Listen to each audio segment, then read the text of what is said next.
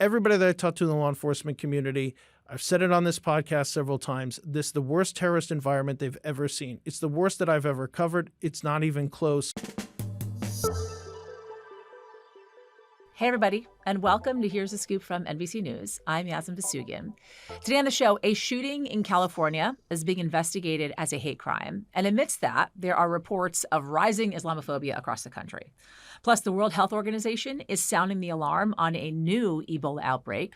A doctor who was on the front lines of the last Ebola outbreak back in 2014 is joining us to answer the ever-important question, should we be worried? But first, we're starting in Southern California. So the Muslim community there is still reeling from the shooting at an Islamic center on Monday. Authorities say 2 teenage shooters are believed to have killed 3 people. They were actually found dead on the scene. San Diego Police Chief Scott Wall has said that, quote, hate rhetoric was involved in the shooting. So what do we know about the motive of this shooting? And what is law enforcement doing across the country to keep folks safe? For that, I'm going to bring in NBC law enforcement and intelligence correspondent Tom Winter. Hey, Tom. Hey, Yas, how are you? I'm good. Give me the details on this thing. What do we know about what happened yesterday? Yeah, so shortly after 2:30 Eastern time yesterday, San Diego police get a 911 call, reports of shots fired at a mosque. It's the Islamic Center of San Diego. They arrive within 4 minutes and show up to find a security guard and 2 other people at the mosque dead outside the mosque. There's a high level of concern because then you don't know where the shooter or shooters are. And we almost never see an incident where there are 2 shooters. Yesterday, there were 2 suspected shooters, so they don't know where those individuals are. Then there's reports of shots fired, perhaps shots fired at a landscaper. Then there's an additional shots fired call. They roll up on an abandoned car. It appears to be a BMW, and there's these 2 suspects inside, teenagers, as you referenced, dead from at least one of them, a self-inflicted gunshot wound. And that's where this ends from a standpoint of the timeline of events. But of course, to your point about motive, we have reported that there were anti-Islamic writings that were found in the car. That's something that investigators are probing and looking into the nature of that. There was something that was written on the gun that referenced a hate crime. I think the motive is becoming quite clear here. Hopefully, we'll continue to get more details as this investigation continues. But it certainly appears that it was targeted at the mosque, that there is a anti-Islamic component to it, and that it was deliberately targeted. I think it's going to be very clear here. They didn't choose this site at random. So, I mentioned as I came to you about the increased threats against the Muslim community throughout the country.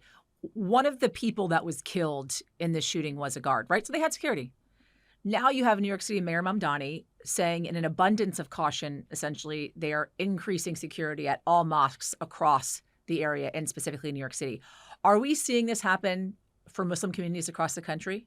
So the warning yesterday initially came from the New York City Police Department that they were stepping up patrols. The NYPD, in speaking with them in the past, are acutely aware of the fact that, yes, there's been this enormous rise in anti-Semitism across the country. We've seen those types of attacks. They're also aware that there is an incredible amount of rhetoric that exists out there as it pertains to what's going on in the Middle East since the U.S. started the war there, what is going on since October 7th and Israel's response to October 7th and the U.S.'s backing and all that people perceive as it pertains to U.S. foreign policy. So I think everybody in the law enforcement community is acutely aware that today it's one group, the next day it's another group.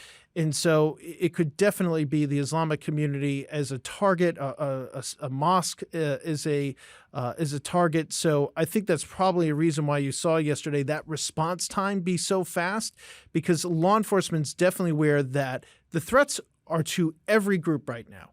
And the threats are out there. So you mentioned that a lot of communities are being targeted, but we're talking about the Islamic community today.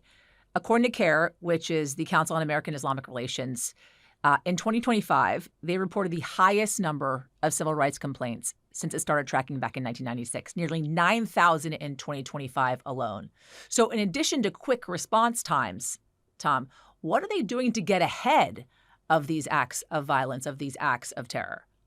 getting ahead of it. I think you saw it yesterday. It wasn't just the NYPD, by the way. I mean, you saw major police departments all across the country, particularly in cities that have large Islamic populations, immediately saying, we've got to put extra patrols just so nobody else thinks that this is a good idea. It's stopping the copycat. They're definitely aware of those threats, and they're investigated the same way. Look, this is something that has been we saw it with the Christchurch shootings, 2 mosques that were targeted, 51 people killed in New Zealand. I think for people that, if you weren't paying attention to the threat against the Islamic community and Islamophobia, then that was really a wake-up call. That people, particularly from certain extremist types of viewpoints, in that case, it was somebody who had extreme right-wing views that believed in the white replacement theory that conducted the Christchurch attack. That is something that that threat is treated the same way that any other threat is treated. I think to your point, given what is going on in the world, given the fact that there is so much rhetoric against different factions in society, and certainly the Islamic community, that you're seeing that escalated threat. And everybody's focused on it. It's why yesterday we dropped everything. The second we heard that there were potential shots fired at a mosque in San Diego, all of us here dropped everything because we just know that the threat against the community is so high. Are we seeing at all a push to rein in homegrown terror as we have seen in the past? So I know that people think that on a national level, there's shifted priorities at the FBI or at the federal level. That may or may not be true. I see on the local level a real understanding by everybody that the rhetoric is so high in this country. And so the International Association of Chiefs of Police, which is the largest kind of police association in the United States, in this massive group that gets together people from all over the world, actually issued a letter after the Charlie Kirk shooting this fall saying everybody needs to tone down the rhetoric. It's the responsibility of politicians. It's the responsibility of all of us to tone down the extremist rhetoric. Because when you talk about the homegrown extremism threat, Yasmin, as we saw yesterday, it's very real. And the hate crime problem in this country is very real. Everybody that I talk to in the law enforcement community, I've said it on this podcast several times, this is the worst terrorist environment they've ever seen. It's the worst that I've ever covered. It's not even close. And I think everybody needs to understand that that there is just a constant targeting of various communities in this country. We've now seen 2 times in a row. We saw it in Dearborn, Michigan. We saw it yesterday where security guards stopped something from being a whole lot more horrific. Tragically, yesterday, that security guard lost his life. But that's where we are now. That's the society we've chosen to live in, that we need armed security guards or security guards at our houses of worship. Tom Winter, thank you. You got it. So the director of the World Health Organization said he's, quote, deeply concerned about the scale and speed of the new Ebola outbreak in Central Africa. So far, more than 100 people have died of the virus, and there are 500 more suspected cases. An American doctor has now tested positive in the Democratic Republic of Congo. He and a group of high-risk contacts have been transferred to Germany for treatment. So why are global medical experts so concerned? And what are they doing to control the spread? Plus, should we be more worried? We're joined now by Dr. Chris Lee. He's the Director of Epidemic Intelligence at Resolve to Save Lives, and he was part of the Ebola response back in 2014. Hi, Dr. Lee. Thank you. Happy to be here. So we have been covering the hantavirus outbreak.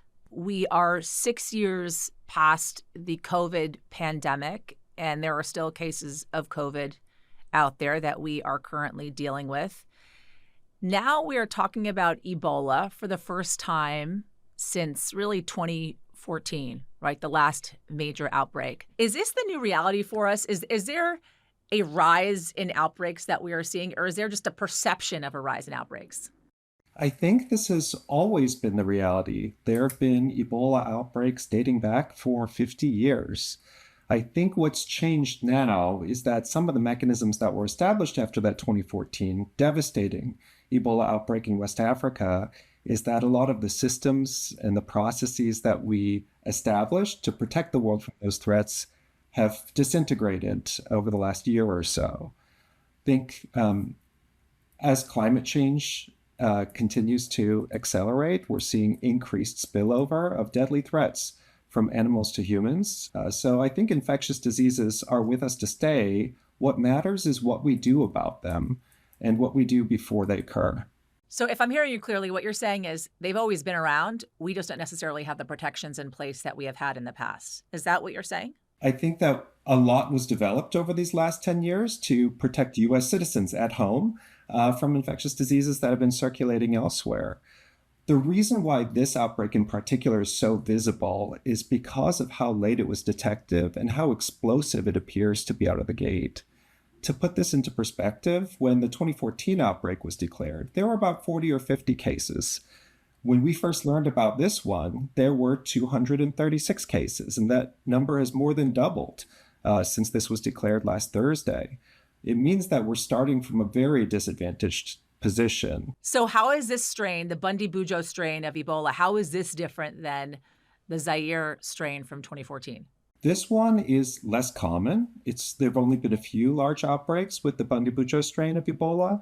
The biggest practical difference is that the vaccines that were developed in response to the 2014 outbreak and the therapeutics that were developed and supported by the National Institutes of Health don't appear to be effective for this strain. So we are in very many ways in the same position we were in 2014, but notified much later in the outbreak. So it's not great news that we're getting on this so late in the game. How is the international community now dealing with this Ebola outbreak, considering the lessons, taking into account the lessons they learned in 2014? Yeah, I think that there are three major lessons, I think, from the Ebola outbreak in 2014. One was the importance of global cooperation. This was an era in which CDC and WHO were working very closely, hand in hand, and that many countries, including the United States, rapidly released funds. More than 3,000 U.S. government staff were deployed to the Ebola outbreak, including myself. That's sort of one important lesson in one area that I think is within reach to strengthen. The second lesson is the importance of trust. A major issue impeding the 2014 Ebola epidemic was this idea of reticence or community resistance to the response itself, whether it was because of contradictory information or the perception that Ebola responders themselves were bringing a virus to the communities. This led to a lot of distrust, hiding from contact tracing, not going into isolation quarantine, and even in the worst case, episodes of violence. There was one episode in southeastern Guinea that involved villagers killing 8 people involved in the response, including health workers and journalists, just because of the mistrust. The third point is about timeliness, how quickly you translate information to action. Time is lives. You mentioned that the United States has created protections in place over the last 10 years to control outbreaks like this one. But the U.S. is in a much different position, quite honestly, than they were back in 2014. The Trump administration has pulled out of the World Health Organization. They've canceled billions of dollars of contracts to USAID, and there were mass layoffs at the CDC. When you think about that in totality, how do you see that affecting a potential outbreak making its way here stateside to the United States? The investments in global health security made by the U.S. government were really on this premise of security, that controlling these outbreaks at their source would prevent them from coming into the U.S. and creating economic calamity. Everything you've said is true. CDC has a highly skilled workforce, but there are fewer of them now than there were a year ago. I think that at the same time, there's increased recognition in Africa about the importance of African sovereignty of health. Since the last Ebola outbreak, the Africa CDC was established as a new regional mechanism for cooperation and technical assistance. I think that the U.S. will always play an important part in financing coordination and technical assistance to outbreaks, but increasingly, the way this will be delivered is going to be at country level and by organizations like Africa CDC and WHO, especially as the United States has stepped away from the WHO. So the question that I ask all healthcare professionals when we talk about some sort of outbreak, whether it be COVID, Hanta, Ebola, you name the next thing that's going to get created, is should we be worried? Is this thing going to become persistent here in the United States and globally? Or can this thing be controlled as well, even though they caught it late? What matters, I think, is what we do now. Of course, in the 2014 Ebola outbreak, we had imported cases to the United States. Actually, we had a couple of secondary infections in the United States, which were very limited because of aggressive contact tracing and isolation of these patients. But I think that we do want to avoid this coming to the shores of the United States. And I think what that means now is taking rapid action and increasing the resources that are available for the current outbreak to prevent that from happening altogether. I don't think that the likelihood of this coming into the United States and causing a COVID-like emergency is likely to happen, but it will create a lot of disruption if one of these travelers does come to the United States as an infected person. And that's when the local health authorities are going to have a major role in the containment and isolation of these patients. So definitively, Dr. Ali, should we be worried? I think the world should be worried. As Dr. Tedros said, this is deeply concerning for what's happening in Africa. I think oftentimes we tend to frame things, obviously people listening are American citizens for the most part, that this is going to be a devastating outbreak in the DRC. There's a real concern that this could come to the United States. And the CDC will have to be strong. Local health authorities will have to be strong to prevent this from being something bigger. For now, I think I can't say definitively, but I think the cause for concern for Americans on U.S. soil is low. Dr. Lee, thank you. Thank you. And finally, I want to bring in our NBC business and data correspondent, Brian Chung. This is a moment, Brian, that we have been waiting for basically a year plus. Not bringing you on the podcast, of course, but for what you are about to reveal to the world. Yes, this has been my white whale. This is the T1 phone from Trump Mobile. And as you point out, we've been waiting for this thing for 9 months. The president's sons announced it in this flashy Trump Tower event last June. They said it would be in people's hands by August. They said it was going to be made in the USA. So here at NBC News, we wanted to really see if that was true. Was that really going to happen? Because all the experts we have been speaking to said that was technically impossible. You just cannot make a phone in the US in that time frame. Here we are 9 months later, and this phone is not made in the USA. You won't even see that on the website Wait a minute. anymore. Where is it made? So we are trying to figure out exactly where this is from. In the system settings, it just says this is a T1 phone, but experts that we spoke to at iFixit, which is a teardown website that looks at phones, says that this is likely an HTC U24 Pro. That's a Taiwanese phone. That's because of the shape of it, because of where all the buttons are. But until we tear it open, we won't know for sure. But interestingly, on the box, it says proudly assembled in the USA.